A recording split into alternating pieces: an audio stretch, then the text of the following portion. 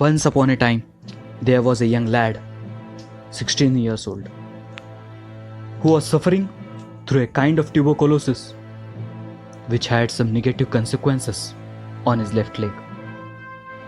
And there was no other way than to go for amputation. Amputation is the removal of a limb by a surgery, of course, in order to avoid the pain or infection spreading to other parts of the body. But losing one leg was not sufficient, I guess. The boy had some other problems in the other leg too.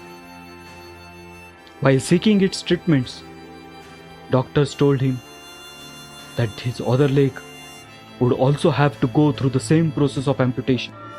Painful, isn't it? But this time, the boy was determined. He changed the doctor, underwent multiple surgical interventions, and finally, the boy was victorious.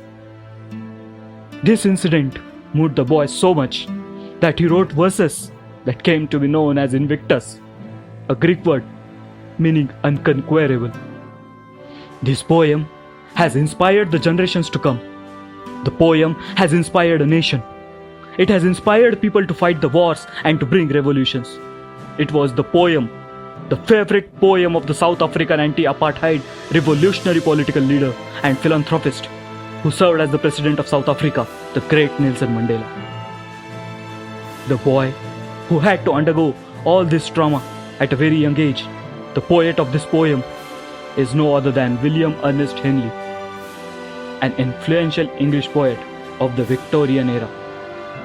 This is Rupesh Bharkar, and I bring to you INVICTUS by William Ernest Henley. Out of the night that covers me, black as the pit from pole to pole, I thank whatever gods may be for my unconquerable soul. In the frail clutch of circumstance, I have not winced nor cried aloud.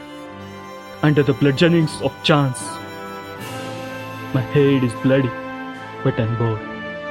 Beyond this place of wrath and tears looms but the horror of the shade, and yet the menace of the years finds and shall find me unafraid.